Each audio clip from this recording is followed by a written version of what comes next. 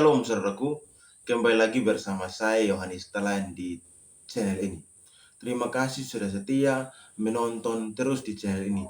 Tuhan memberkati kita semua.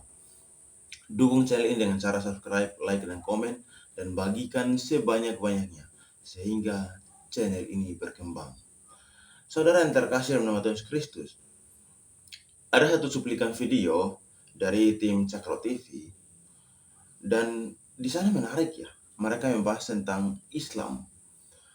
Dan kalau kita lihat ya, mereka membahas tentang Islam itu adalah agama perang. Kenapa mereka bisa katakan begitu? Karena Muhammad sendiri adalah pemimpin pasukan atau panglima perang. Jadi wajar saja kalau agama Islam itu agama perang.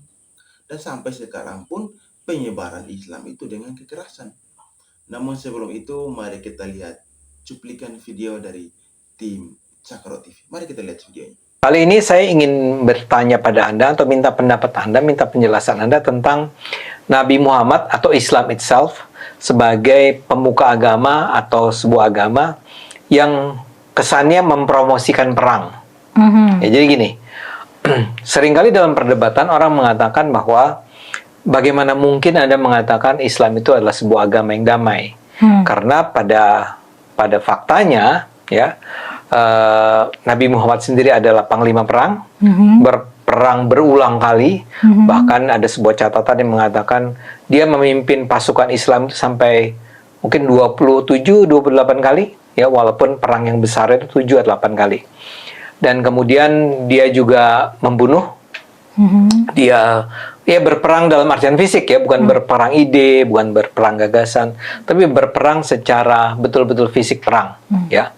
Sehingga orang mengatakan, dan itu ada ayat-ayatnya, kata-katanya, ya. Nanti tolong Anda jelaskan. Ada ayat-ayatnya, artinya itu diakui oleh Al-Quran sendiri, atau bahkan ada perintah dari Tuhan sendiri bagi orang Islam untuk berperang. Nah, ini kemudian seringkali kemudian dibandingkan dengan agama lain. Misalnya saja dengan Kristen, kan. Kristen itu, ya, apakah Tuhan Yesus kalau dalam pandangan orang Kristen, atau bagi kami orang Islam itu kan menganggap ya dia nabi, tapi nabi yang betul-betul datang dari bawah, bukan perang dia. Dia itu adalah seorang, mungkin zaman sekarang lebih ke LSM gitu kali ya. Bergerak di tengah masyarakat, membangun kesadaran masyarakat, bahkan dia punya prinsip, kalau kamu dipukul pipi kiri, kasih pipi kanan, atau kebalik ya.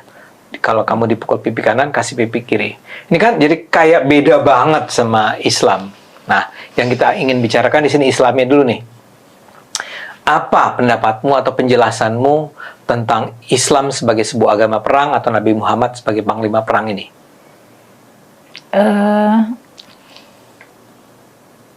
Ini pertanyaannya berat banget ya. Cuman mungkin kita harus, yang paling penting dari semuanya tuh kita lihat konteks budaya, konteks sosial, konteks zaman lagi pas awal-awal Islam muncul.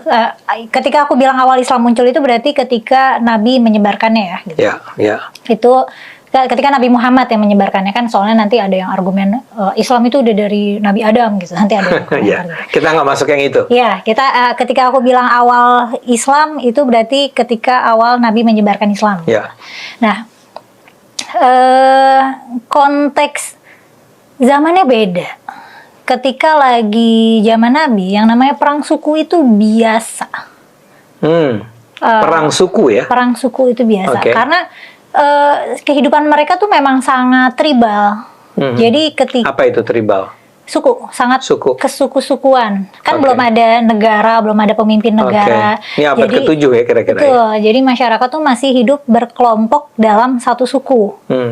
Nah, Islam dalam penyebarannya memang ada yang melalui diplomasi gitu ya. Jadi, akhirnya ada suku yang ngikut, tapi ada juga yang pakai kekerasan, emang iya gitu. Kayak perang, kalah, terus ya udah di bawah bendera keislaman gitu, di bawah payung keislaman itu ada gitu. Tapi kan Islam sendiri ada secara etimologi artinya bisa damai, artinya bisa berserah diri. Jadi memang brandingnya tuh agama damai. Oke. Jadi, tapi bagaimana mungkin ya kita mengatakan dia adalah sebuah agama damai, sementara tadi Mela sendiri menyebut nih, ya, dia menundukkan lawan-lawannya dengan menggunakan kekerasan. Itu kan jadi kontradiktif dong. Kalau misalnya kita melihatnya dengan kacamata modern sekarang gitu ya, di mana perang itu bukan norma, kita akan ngelihat ini nggak benar nih. Nah, tapi saat itu mah tidak jadi kontroversi. Maksudnya Nabi melakukan banyak perang itu tidak dimasalahkan oleh masyarakat pada saat itu. Karena menurut kacamata moral orang saat itu ya itu normatif gitu. Banyak-banyak perang itu ya nggak apa-apa, kayak biasa.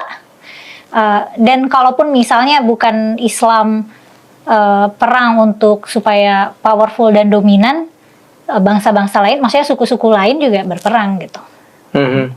Ya, tapi kan kemudian kan Islam itu diturunkan bukan hanya untuk masyarakat Arab pada abad ke-7, ya.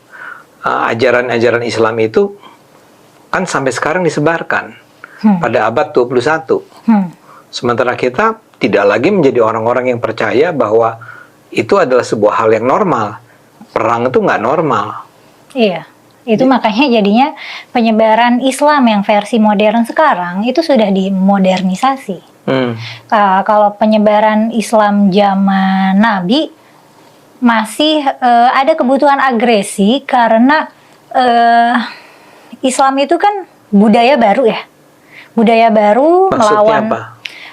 Jadi normanya adalah masyarakat itu politeis. Punya banyak Tuhan, Aslinya nih ya. menyembah berhala, ya, native-nya tuh begitu, dan normanya begitu. Nah, Islam itu adalah norma baru, konsep tauhid itu norma baru, dan ketika mengenalkan norma baru ke masyarakat yang umumnya tidak memegang konsep itu, wajar kalau terjadi resistensi, wajar kalau terjadi konflik.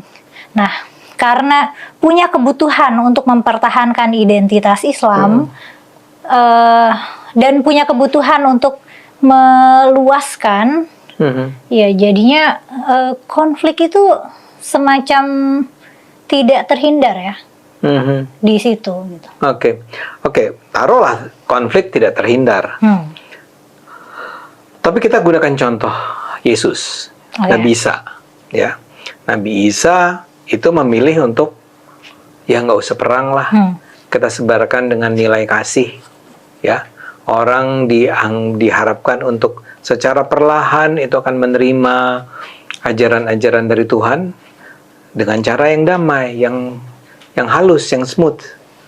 Pertanyaan saya begini, kenapa Nabi Muhammad ketika itu, dan sementara Nabi Muhammad ini bukan seorang nobody ya, dia itu somebody di Mekah waktu itu, iya kan? Betul nggak saya? Ya.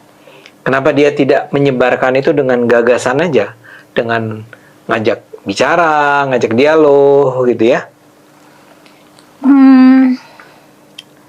Aku tidak tahu secara detail ya gimana konteks sosial di tempat Yesus tumbuh ya di Yerusalem. Maksudnya saat itu tuh apakah mereka dikit-dikit perang. Itu yang ketika Bang Ade bilang Nabi itu perang sampai 27 atau 28 kali, itu juga dalam waktu yang sangat singkat, mungkin dalam span waktu 20 tahun gitu.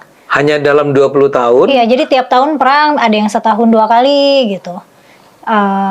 Memang seproduktif itu perangnya karena ya normatif, itu normatif. Nah, aku nggak tahu, bisa jadi Yesus itu bisa bertahan sebagai pasifis. Yeah. Karena normanya memang masyarakatnya tidak seagresif di Arab mungkin ya. Ini aku tidak tahu secara detail konteksnya. Oke. Kalau begitu bisa nggak disebut sebagai yang tadi di awal pertanyaannya, Islam itu adalah sebuah agama yang justru mendukung, menyarankan agar umat Islam menggunakan perang. Aku nggak bisa bilang enggak. Karena memang aku nggak bisa bilang enggak. Artinya kamu setuju itu? Dalam konteks. Karena perintahnya memang ada dan ancamannya memang ada. Maksudnya gimana? Ini Nabi Muhammad kan punya kepentingan untuk menyebarkan Islam. Ancaman Nabi Muhammad dieksekusi itu ada. Oh iya, Ancaman Nabi bahwa Muhammad, dia itu diancam. betul. Ancaman Nabi kan punya misi untuk menyebarluaskan Islam gitu. Dan ancaman itu ada, resistensi masyarakat itu ada.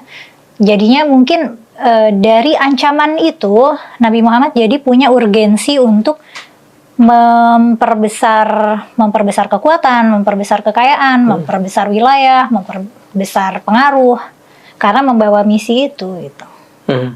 Dan salah satu caranya ya memang perang gitu.